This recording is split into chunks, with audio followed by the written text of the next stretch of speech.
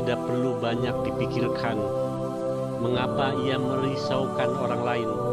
Yang penting baginya ialah perlu segera mengetahui bagaimana sambutan baginda Rasul terhadap cintanya.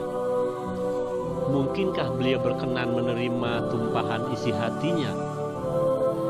Bukankah ia seorang janda berusia 40 tahun, sedangkan baginda Rasul seorang pemuda berusia 25 tahun?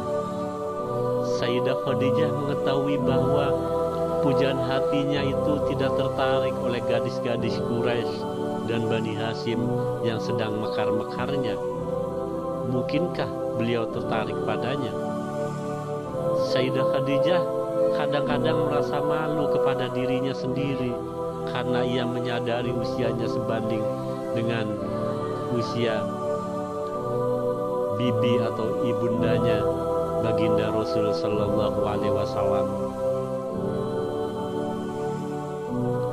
Ia membayangkan ibunda Aminah binti Wahab seumpama masih hidup tentunya sebaya dengan dirinya. Lebih-lebih lagi dari dua orang suaminya terdahulu, ia beroleh dua orang anak. Dari Atik bin Aid al-Makhzumi, ia beroleh seorang anak perempuan yang sudah mencapai usia pernikahan. Dan dari Abu Halah Hindun bin Zararah At-Tamimi, ia beroleh seorang anak lelaki yang diberi nama Hindun. Kadang-kadang Sayyidah Khadijah merasa putus asa lalu berkata dalam hati, apa gunanya pohon asmara yang dapat diharapkan buahnya? Dalam suasana keresahan dan kebingungan melanda pikiran Sayyidah Khadijah, datanglah teman wanitanya bernama Nafisah binti Munayyah. Bagi Sayyidah Khadijah, Nafisah bukan sekadar teman biasa, bahkan lebih dari itu. Ia dianggap sebagai saudaranya sendiri. Karena itu, tak ada soal-soal pribadi yang harus dirahasiakan kepadanya. Kini, taulah sudah, Nafisah apa yang bergejolak di dalam hati Sayyidah Khadijah. Ia rela menjembatani hubungan yang hendak dibangun oleh Sayyidah Khadijah dengan baginda Rasul sallallahu alaihi wasallam. Pada suatu kesempatan yang dianggapnya tepat, datanglah Nafisah kepada baginda Rasul sallallahu alaihi wasallam. Kepada baginda Rasul sallallahu alaihi wasallam ia menanyakan mengapa beliau lebih suka membujang.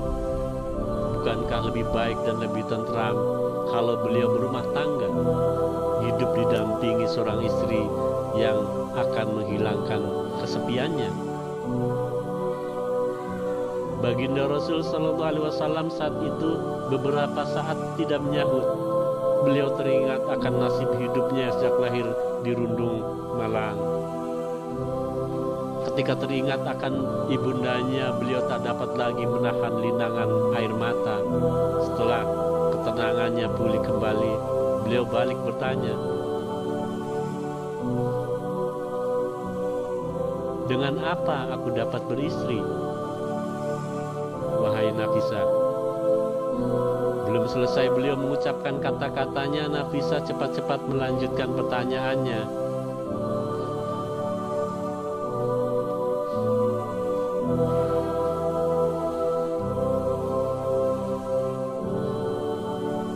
Jika Anda dikehendaki oleh seorang wanita rupawan yang hartawan dan bangsawan, apakah Anda bersedia menerimanya? Mendengar pertanyaan itu, baginda Rasul sallallahu alaihi wasallam segera mengerti wanita mana yang dimaksud oleh Nafisah.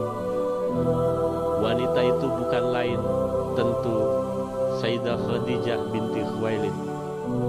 Wanita lain manakah yang rupawan, hartawan dan bangsawan kalau bukan dia? Kalau benar-benar ia menghendaki, tentu beliau bersedia. Tetapi benarkah ia menghendaki beliau?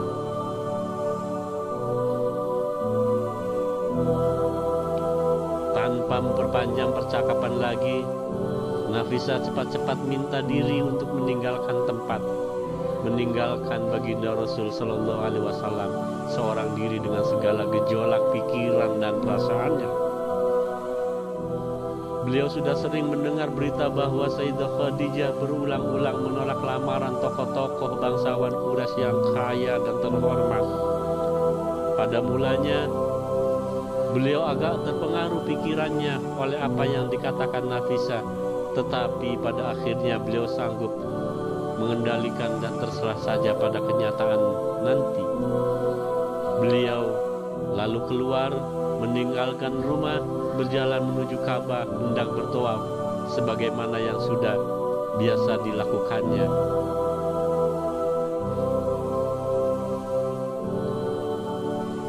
Di tengah perjalanan beliau disapa oleh seorang perempuan tua yang oleh masyarakat Makkah dikenal sebagai juru ramal. Ia minta agar beliau berhenti sejenak, kemudian bertanya, "Hai Muhammad, Anda tampaknya baru saja melamar Khadijah." Beliau terperanjat juga mendengar pertanyaan seperti itu. Beliau menjawab dengan sebenarnya, "Tidak." Perempuan tua itu segera melanjutkan kata-katanya, "Mengapa? Demi Allah, di kalangan Quraisy tidak ada perempuan yang merasa sepandang atau kufu denganmu, walau Khadijah sekalipun."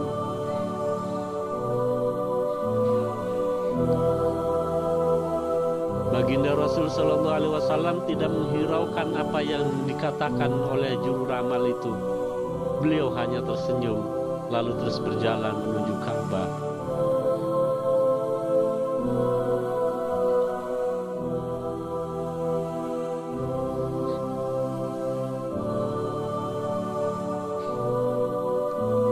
Beberapa minggu setelah bertemu dengan Nafisah, beliau menerima undangan dari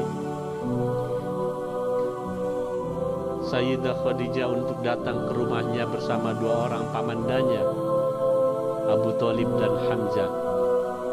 Dua-duanya putra Abdul Muthalib. Di rumah Sayyidah Khadijah sudah menunggu beberapa orang dari kaum kerabatnya. Segala sesuatunya tampak telah dipersiapkan demikian rupa untuk menerima kedatangan tamu penting. Setelah berbasa-basi, beberapa saat kemudian Abu Thalib berkata, "Muhammad adalah seorang pemuda yang tak ada tolak bandingnya di kalangan kaum Quraisy. Ia melebihi semua pemuda dalam hal kehormatan dan kemuliaan, keutamaan dan kecerdasan. Meskipun ia bukan orang kaya, namun kekayaan itu dapat lenyap karena setiap pinjaman atau titipan pasti akan diminta kembali. Ia mempunyai keinginan terhadap Khadijah binti Khuwailid, begitu pula sebaliknya.